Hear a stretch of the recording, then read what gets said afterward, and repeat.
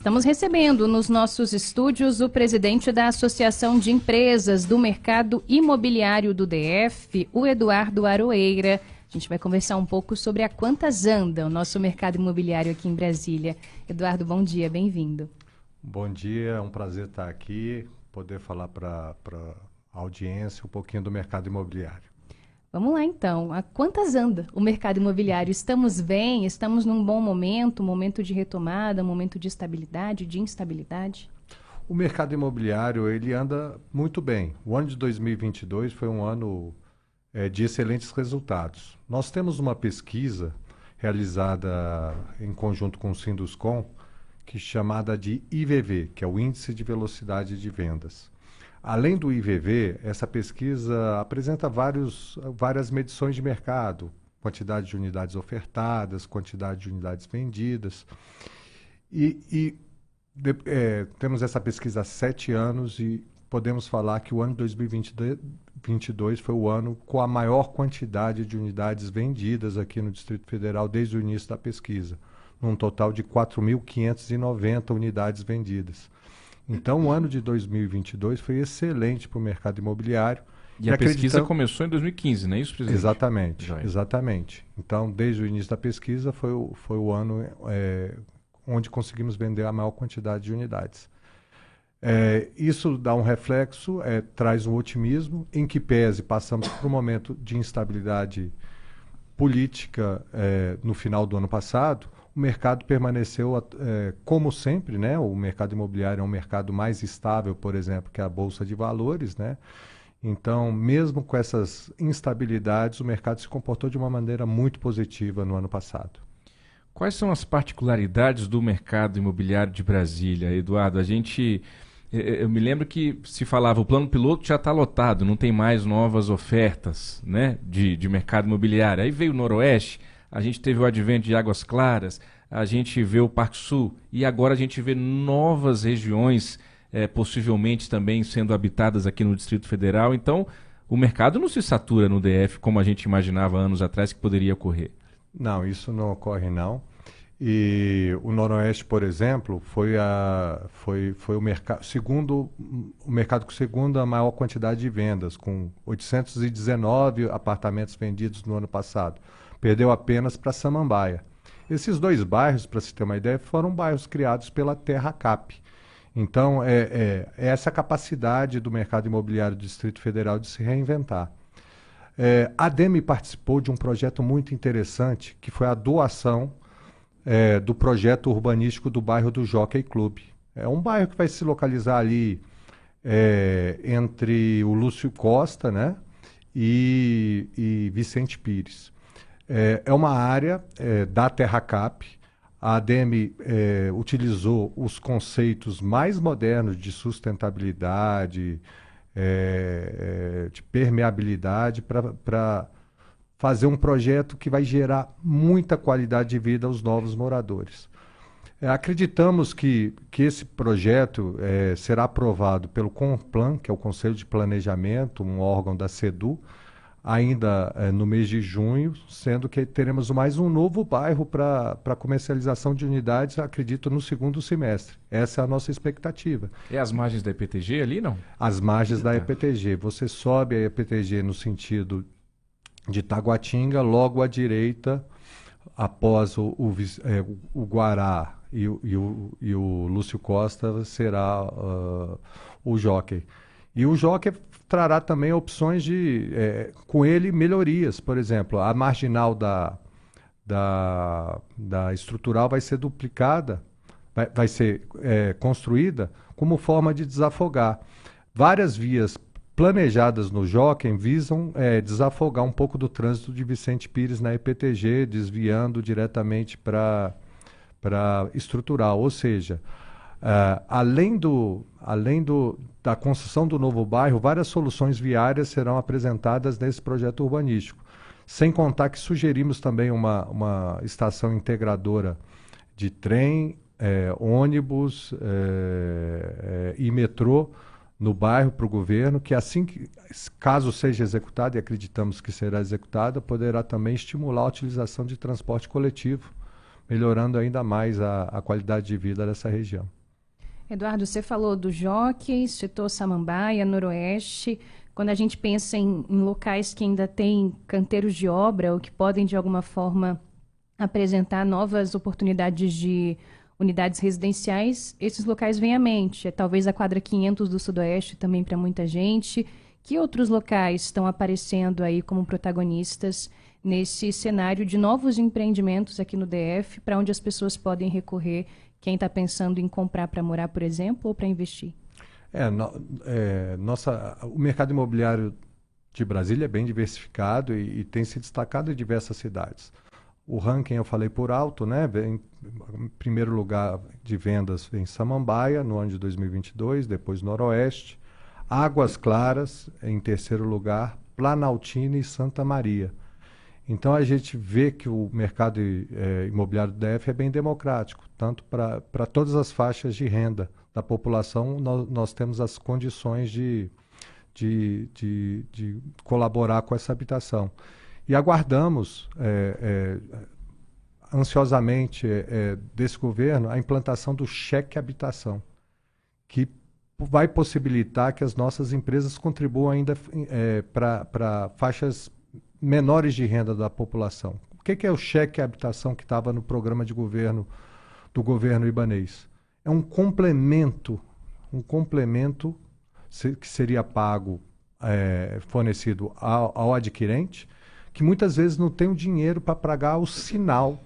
Ele consegue financiar a unidade junto ao Minha Casa Minha Vida, né, junto à Caixa Econômica Federal, mas ele não tem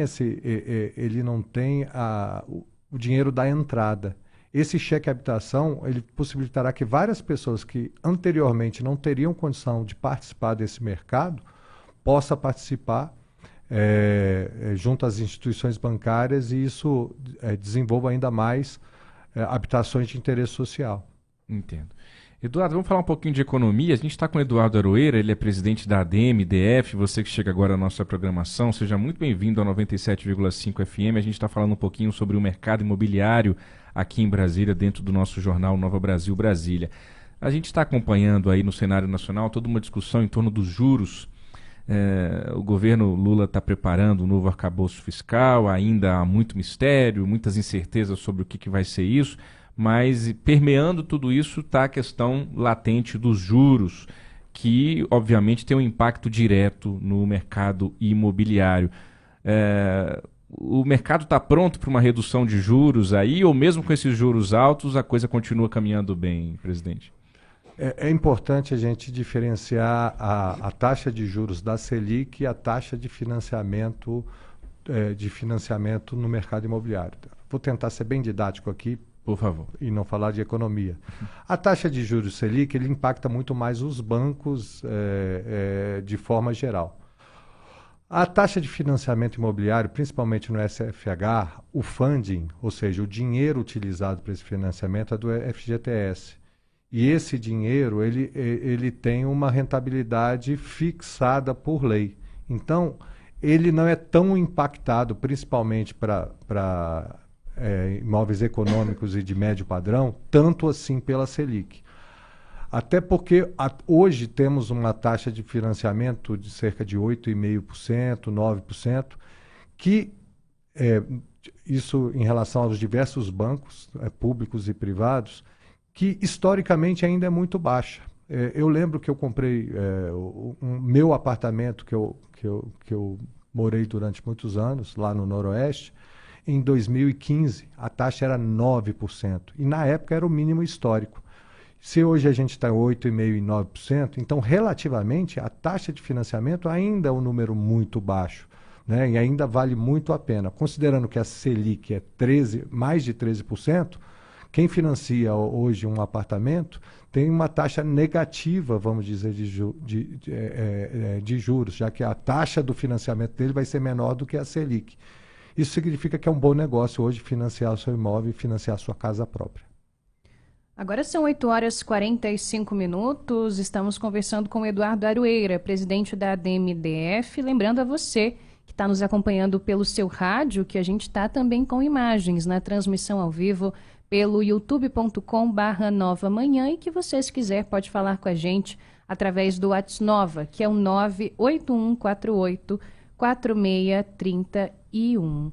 Eduardo, imagino que também seja muito caro a vocês, assim como ao pessoal do Sinduscom, que a gente recebeu recentemente aqui no Jornal Nova Brasil Brasília, a discussão do novo PPCub, coisa que deve andar, segundo o presidente da Câmara Legislativa, nos próximos meses, que é o Plano de Preservação do Conjunto Urbanístico de Brasília.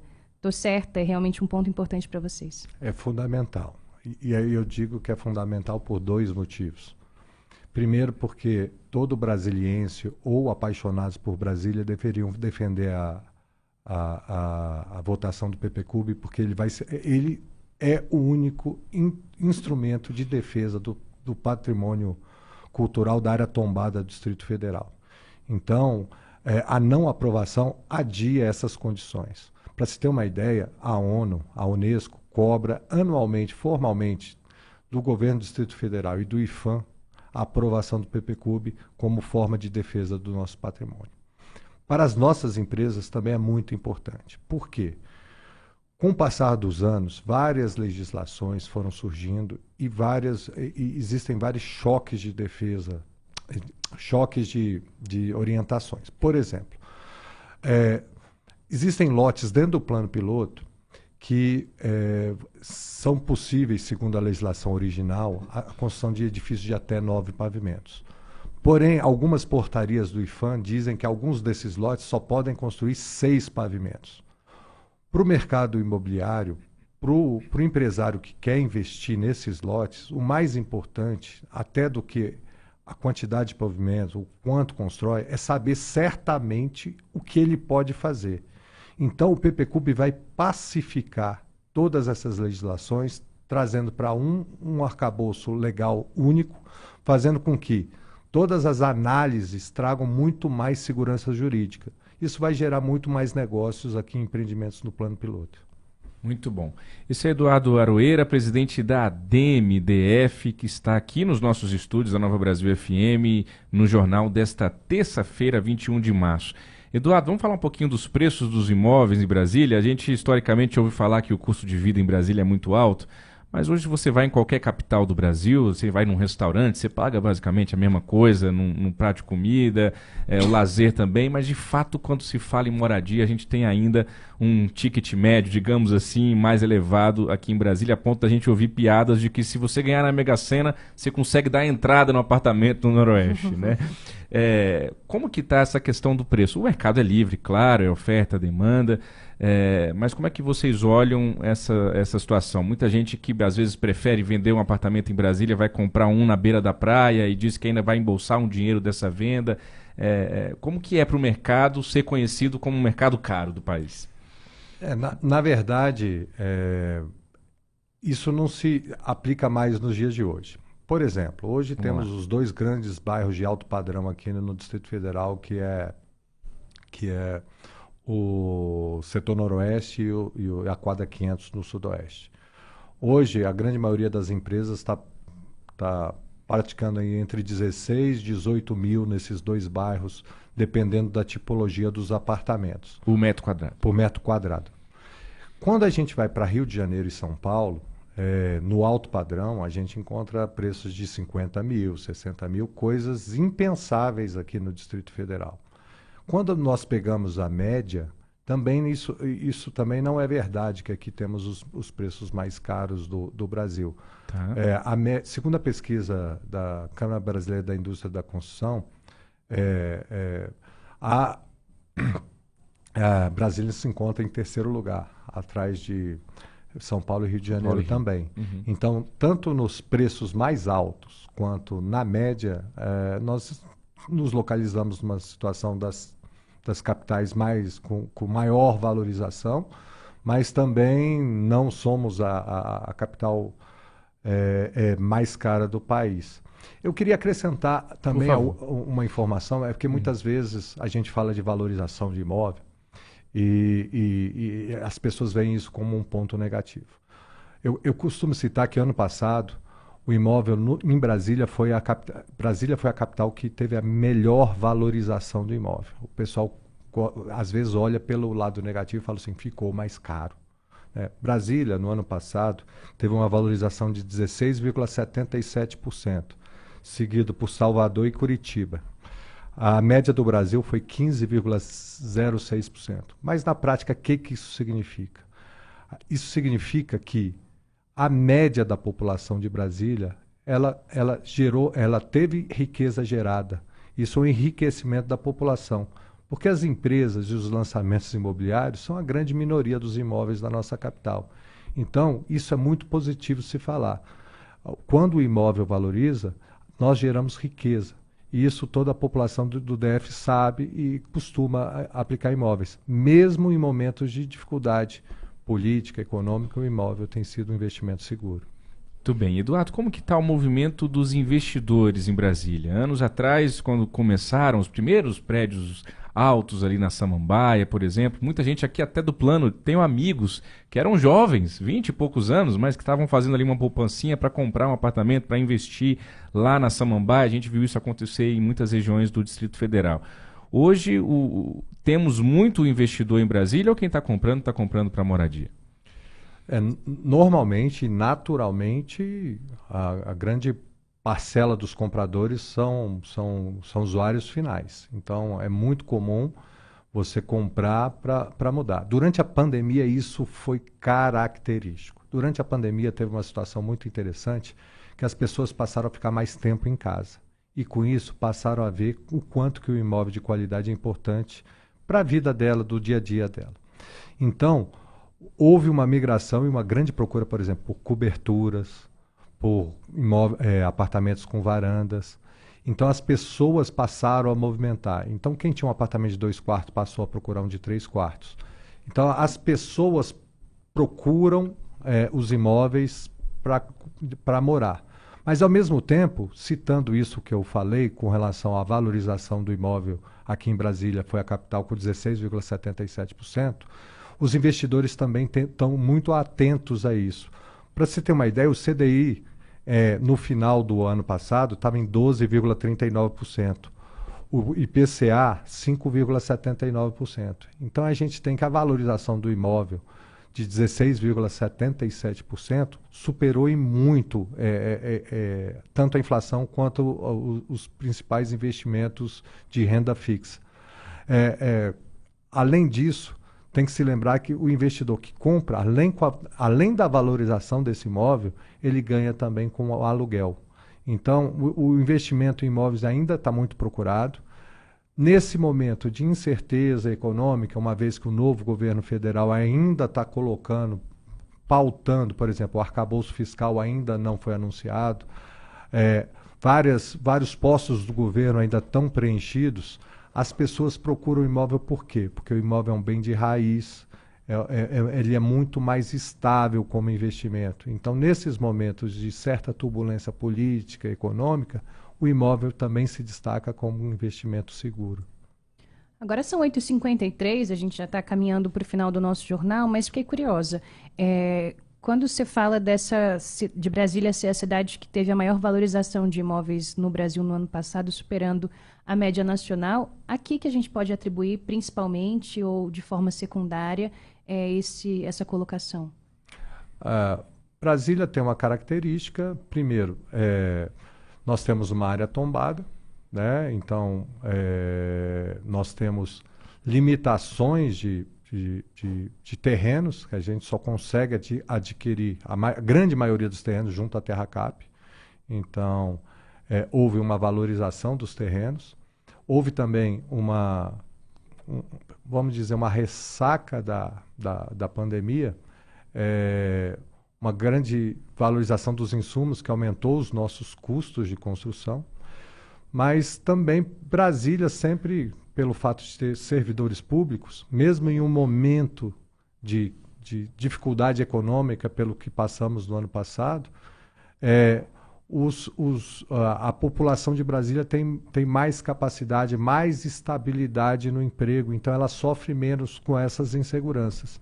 Então, dentro disso, considerando que também em Brasília temos empreendimentos de excelente qualidade, em bairros excelentes como o Noroeste, Quadra 500, Águas Claras, Samambaia, que é uma habitação econômica, mas tem metrô, tem acesso de transportes muito fáceis, ao contrário de outras cidades que você compra terrenos de casas para fazer empreendimentos e muitas vezes a infraestrutura ao entorno desses empreendimentos ainda não estão postas. Brasília não.